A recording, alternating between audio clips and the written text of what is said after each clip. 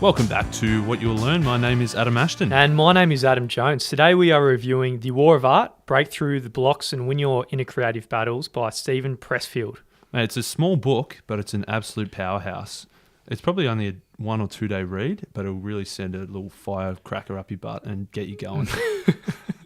Would you agree with that? Oh man, it's an absolute cracker firing up my butt for a few days. There's no doubt about it. Yeah, definitely. He talks about we've got two different lives, right? So the life we live right now, and then also the unlived within us. So the book's all about, what's the difference between the two and kind of reaching your full potential and going to war to actually create the art, which is like really a big part of your soul, so to speak. Definitely. That unlived life, that idea that we all have these things that we want to do, but never actually do. Like, starting a diet or starting yoga or starting a new meditation practice on one end or starting a new business or writing a book. All these things that we want to do and wish we could do, but for whatever reason, and obviously explains what that reason is, we never actually do it. So there's a big difference. So you just mentioned, say, someone who wants to be a writer. There's a secret, he says, that real writers know that wannabe writers don't. And that the secret is this. It's not the writing part that's hard. What's hard is sitting down to write. What keeps us from sitting down is this thing called the resistance. That's it. So he's saying that once you actually sit your butt down in the chair, open the computer up and start typing, it's actually not that hard. Yeah. The hardest part is deciding in the first place to sit down and not to, the dishes are dirty, I better go clean them, or I better go walk the dog, or everything that pops up and stops you from doing it, every excuse you can think of, that's the tough part. Mate, the resistance, it's in all of us with the things that we're meant to be doing. Say if you buy a new treadmill or something and it just sits there and you don't want to jump it, or you get your new membership, the thing that's stopping you from actually going to the gym, or if you want to start a new business, there's always this kind of unconscious resistance for you actually getting down to business and doing the actual thing that you're meant to be doing. Exactly. So this book's in 2 parts. Part 1 is defining the resistance, and then part 2 is overcoming the resistance. And so this, all about the resistance, is going to be the first half of this episode. And he says that the resistance is the most toxic force on the planet. It's the root of more unhappiness than poverty, disease, and erectile dysfunction. Yeah. To yield to the resistant deforms our spirit, it stunts us and makes us less than what we were born to be. Mate, it's so hard. He says Hitler, back in the day, he actually wanted to be an artist. So at 18 years old, he took his inheritance and all his money and he moved to Vienna to live and study and applied to the Academy of Fine Arts and Architecture. But have you seen his paintings? I can't recall any specific Hitler paintings. No, neither have I. So he says the resistance beat him, and it was easier for Hitler to start World War II than it was to face a blank square canvas. Oh god! So the resistance is fucking difficult. Mate, that was a really bad case of resistance as well. Yeah, that's a shocking case of resistance. I like this quote. He says, "Resistance is faster than a speeding bullet, more powerful than a locomotive, and harder to kick than crack cocaine. And here's the biggest bitch: we don't even know what hit us." So this resistance, it's an invisible force. We don't even know what it is or what happens. We realize at the end of our life that we got fucked up by resistance. Absolutely. So he kicks off the book one with a really cool quote by the Dalai Lama, which is related to the resistance. And that is, the enemy is a very good teacher. So what the Dalai Lama is saying here related to resistance is showing you the path that should be taking. So even though it's your complete enemy between you and what you want to be, the resistance is the thing that's showing you what you should be doing in the first place. Oh, that's legendary, man. So we sort of touched on it a little bit. He lists all the resistance's greatest hits. So he says it's any pursuit in writing, painting, music, film, dance, or creativity, launching of an entrepreneurial venture, a diet program or health regime. He says any activity whose aim is tighter abdominals, education of any kind, overcoming addiction. All these things is where resistance pops up. His lens is through creativity. He's an author and a screenwriter. So a bit of the book is through that lens, but he says it applies to all of this stuff.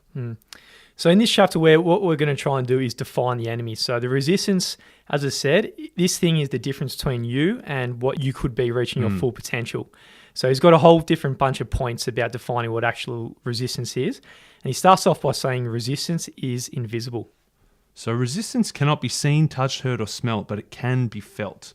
We experience this energy field radiating from what he calls a work in potential. So this idea over there that, we're going to write a book one day, is just radiating this energy of resistance that stops us. And resistance is internal. It seems to come from outside ourselves. We locate it in our spouses, in our jobs, our bosses and kids. Resistance is not a peripheral opponent. It arises actually from within. So it's self-generated from within and self-perpetuated.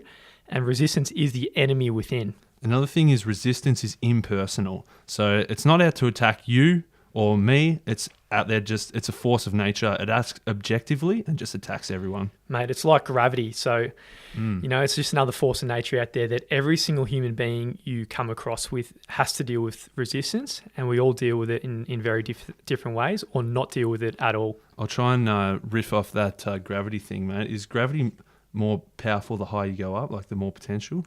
I don't know, is that true or not? It is. The further away you move from the center of the mass. Oh, nice. So he says here that the rule of thumb is that the more important a call or action to our soul's evolution, the more resistance we face. So I don't know if that was just on the fly there, mate. Oh, it was fantastic. So he said it's like a magnetized needle floating on the surface of oil. So when we try and set up a magnet, for example, that's how we set it up. And the magnet will start pointing to the true north. So another law of nature, I guess. So meaning that the electromagnetism is pointing at north. In a similar fashion, resistance, like a magnet's pointing north, this is pointing you to what your calling is. So whatever you feel the resistance the most, it's most likely that this is going to be your calling. Nice. That was another good analogy there. Another thing he says, resistance is universal. We're wrong to think that we're the only ones struggling from this resistance, because everyone who has a body experiences resistance. And resistance, it plays for keeps. So the goal of resistance is not to just wound or disable. It aims to just go for the kill and just fucking knock you for 6 and just completely make you a hopeless lunatic. Yeah. He says resistance means business. When we fight it, we're in a war to the death. So either you win or the resistance wins. And along that line, he says resistance is most powerful at the finish line, because when we get 95, 98, 99% of the way there, that's when resistance realize, holy shit, this guy's about to beat me. I'm going to step it up a gear here and I'm going to throw everything I've got at it. So he says, just when you're at the end, that's when you start to hit the panic button, because resistance is about to whack you for 6 to stop you at the very last step from actually putting it out into the world. So that's when you got to be most alert for this counterattack. I experienced that quite recently. Yeah? Yeah. I tried to stop my coffee again for a month. Yeah. And as you know, I started rationalizing. I tried to quit for a month, and 4 weeks in, I'm like, 4 weeks is a month, isn't it? So on 28 days, I started drinking coffee again because resistance kicked my ass at the end. Mate, July is 31 days, mate. So I reckon you pulled up a couple of days short there thanks to that resistance. Resistance got me there.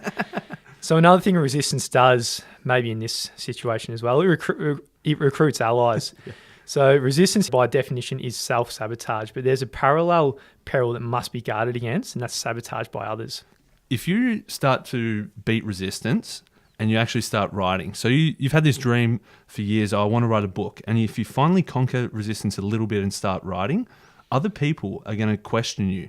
They're going to start acting strange towards you. They're going to say, oh, you've changed. Oh, you used to come out and party on Friday night. You're a different person now. You're not who you used to be now that you started becoming a writer.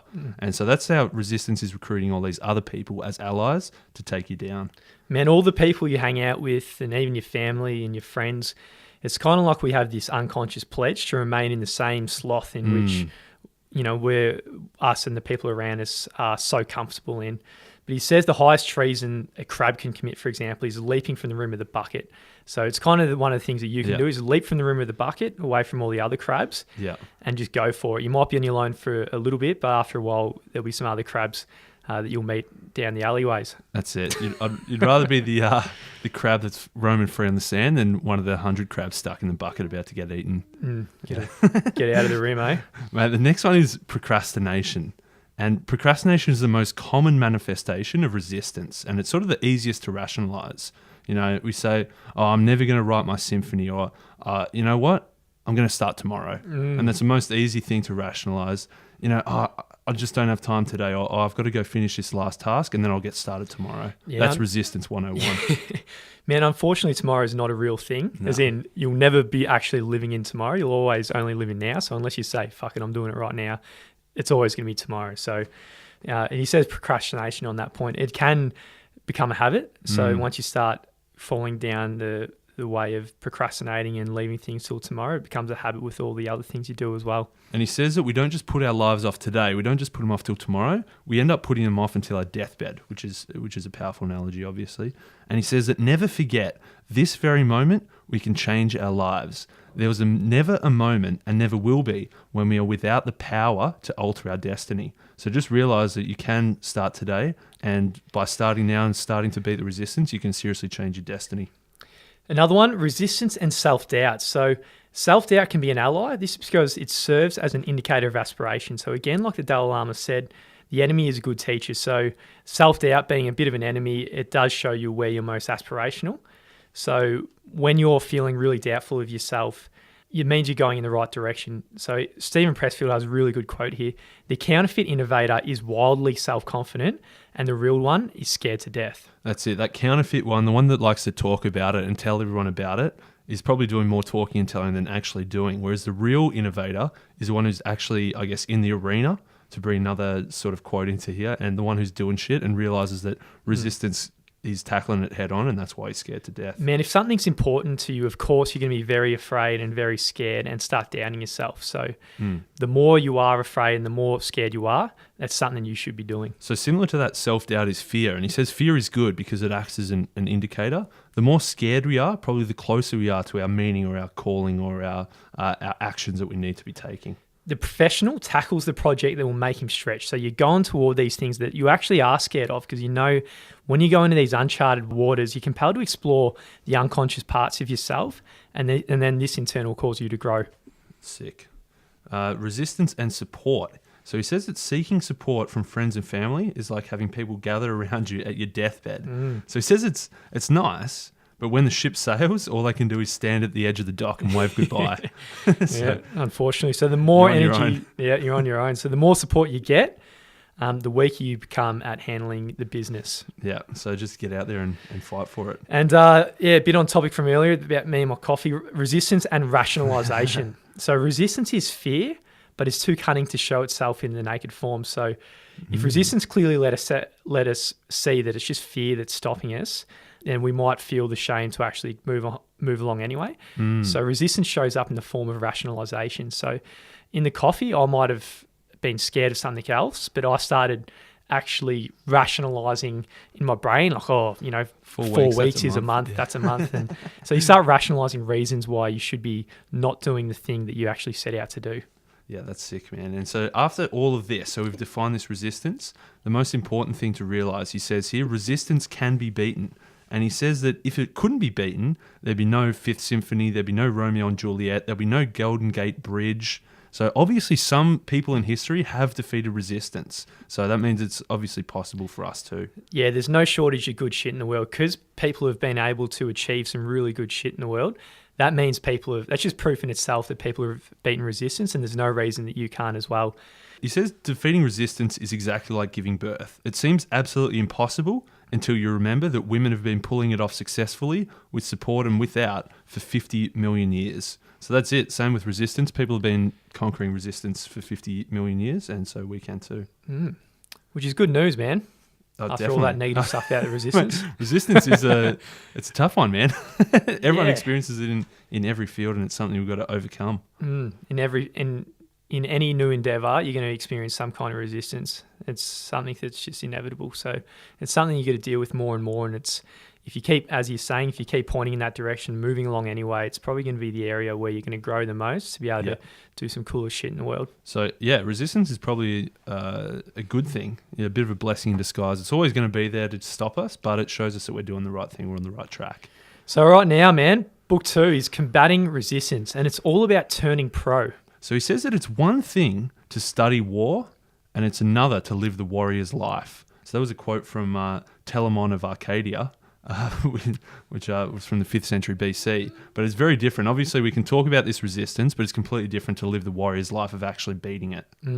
Another one of those quotes, or people who wrote a quote, you could just make up any kind of name, and no one in history will know who the hell. No one's fact-checking that one. No one's fact-checking Telamon of Arcadia, mercenary, the 5th century BC. He never existed, that bloke. But anyway, so now again, like earlier, it kind of defines a whole different bunch of points all about turning pro. So the ways you can actually defeat resistance. Yeah, so he says that in order to defeat resistance, you have to turn pro. So stop becoming an amateur, and start being a real professional. So here's the difference between amateurs and professionals. So professionals are the people we want to be to smash resistance up the arse. He says aspiring artists defeated by resistance share one trait. They all think like amateurs. They have not yet turned pro. So the moment an artist actually turns pro is an epochal as the birth of his first child. With one stroke, everything changes, and everything can be in your life can be divided into two parts: before turning pro and after turning pro. And resistance absolutely hates it when you turn pro. That's it. If you think of what a professional is, he tells a story of this author, Somerset Maugham. I never heard of him or her. Him, actually, by the sound of this quote. But he was giving a talk about writing books. And someone from the crowd, in the Q&A section said, when do you write? Do you write every day? Do you write on a schedule? Or do you write just when the inspiration strikes? And so that is probably the thinking of an amateur who's been conquered by resistance, who thinks, I can't write right now. I haven't been struck by inspiration. And so Somerset Maugham says, I write only when inspiration strikes. Fortunately, it strikes every morning at 9 o'clock sharp. So that's it. If you know that every morning you're going to sit down at 9 o'clock and start typing for hours, inspiration probably strikes more than if you're just waiting around thinking, when's inspiration going to hit me? When can I start writing? Oh, 100%. He says, like that, the hill is the son of a bitch. So say the writer, he's got this huge project or this huge goal of finishing this massive book. He says the hill, something like that, or whatever big project like that, it's a son of a bitch, but what can you do? All you can do is set one foot in front of the other and just keep on climbing. So it's like that waking up at 9, just keep plugging away at it and just keep climbing that hill. Don't look too far up at once. I like the pacing and leading he does here of people that might be thinking, how can I turn to be a professional writer when I've got to, work my normal job? But he says that we can conquer resistance by turning pro because we're all pros already, and that's in our normal job. So he talks about the 10 things that are needed to turn pro. And so that's, you got to show up every day. You got to show up no matter what. You got to stay on the job all day. You got to be committed to the long haul. The stakes are high. We accept remuneration for labor, and we don't over-identify ourselves with our jobs, and we try to master the techniques. So if you think of that, that's what you do every day. You show up every day, you work all day, and you get shit done. So that's being a pro in your everyday work life. So you can do it.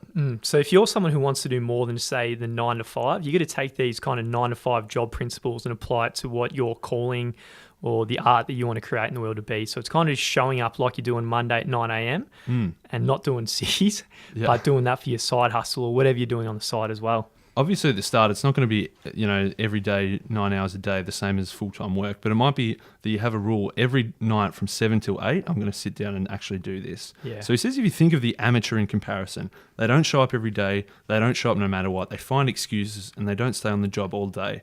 And he says here, you don't hear him bitching about, this fucking trilogy is killing me to write. Instead, he doesn't even write a trilogy at all. Man, Steven Pressfield, he's got a pretty incredible story as well. So it took him a long while to get his writing career off the ground. But after 17 years of trying, he finally got a job on his first movie, which he wrote, which was King Kong Lives. So he loved it. He thought he had an absolute hit, and he invited all his friends and family to turn up to this big premiere. He rented out the place next door for this huge Triumph after party. And, he was there with bells on, wearing his best clothes. But nobody showed on the opening night. So, and the press the next day, they said, Steven Pressfield, we hope this is not his real name for his parents' sake. So, that's painful. At this stage, right, he's 42 years old, he's divorced, he's childless, he's broke, and he's given up on all his other normal pursuits except for becoming a writer. And at the bottom, his friend asked if he was going to quit, and Pressfield, he said, hell no. And that's the thing, man. He says that his friend told him, look, you're depressed, you've just failed, all this shit's gone wrong, you're 42, you're divorced, you've got no kids, you're broke. But this is exactly where you want to be. If you wouldn't quit, if you're writing every single day, that's exactly what you want to do. So he says, look, you're taking a few blows, mate, but that's the price you got to pay for being in the arena and not on the sidelines. That's right. Being in the arena and actually being in the stadium, doing something and having a crack at something is a lot better than just being on the sidelines where it's just safe and comfortable. Exactly. So a few things about professionals as we move on. So a professional accepts no excuses. So the amateur underestimates the resistance. He lets the flu stop him from going to write for a day, and he lets that serpent's voice in the back of his head stop him from doing what he has to do that day. Whereas a professional, he's learned better. The professional respects resistance, and he says that, you know what, whatever happens, I'm just going to kick this resistance's ass today, and I'm going to do it anyway. The professional knows resistance. It's like a telemarketer, right? So if the telemarketer calls and if you don't hang up straight away, Yeah, you're cooked. he's going to draw you in, and you're done for 5 minutes. And He you're says buying that the professional realizes that if you cave in today, it doesn't matter what the excuse is. Even if it's fully logical and plausible, you're going to be twice as likely to cave tomorrow, and you're going to become resistance's little bitch. Yeah. So back on that telemarketer example. So when he calls, the pro, on the other hand, he doesn't even pick up the phone. He just stays at work just keeps it on, airplane mode so the phone doesn't even call. Don't be buying that eight knife set with the extra bonus sharpener. No, you don't want the 8 knife set with the bonus sharpener.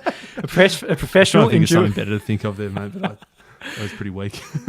I could do with some knives myself, actually. So a professional endures adversity. So he says that, he lets the bird shit splat down on the window, remembering that if it comes off with a bit of heavy duty hosing.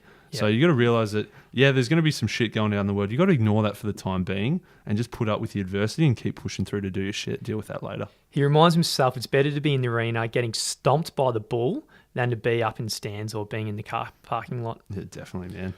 A professional dedicates himself to mastering technique. So the professional is sly. He knows that, quietly toil away each and every day. And he says that by toiling beside the front door of technique, he leaves room for genius to enter around the back. I reckon that's a sick quote, man. That's a really good quote. So every day, just work next to the front door of technique. Keep working at it.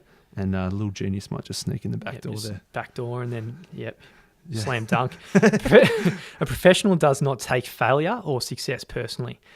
So the fear of rejection isn't just psychological, it's biological. So this fear, it's in our cells, and resistance knows this and uses this against us. It uses fear of rejection to paralyze us and prevent us, if not only from doing our work, then from exposing it to public evaluation. And that's don't take failure personally, and don't take success personally either. Because if you get too attached to success, the next time you're going to be too attached to success, and you're going to be worried about that failure. So he says you can't take it personally. You just got to realize success is beating the resistance for today, but you're going to have to do it all again tomorrow. Another one I really like is a professional recognizes her limitations. So she gets an agent, she gets a lawyer, she gets an accountant when she knows she sucks at anything to do with legal or finances or anything like that. And she knows she can only be a professional at just only one thing, like whatever her craft or calling is. So she brings in all the other pros and all the other talents to cover all the other bases so she can focus on what she's meant to be doing. The next section, he says that, resistance is actually a bully, and it likes to pick on the weak. Just like the bully, if a professional stands up to it and knocks him down once, he's going to be a bit more worried to pick on him next time. He's going to go to the little suckers over there who are going to cop the resistance and not stand up to it. So resistance is a bully. You got to keep knocking it down. If you knock it down enough, it's going to go find another victim. Yes.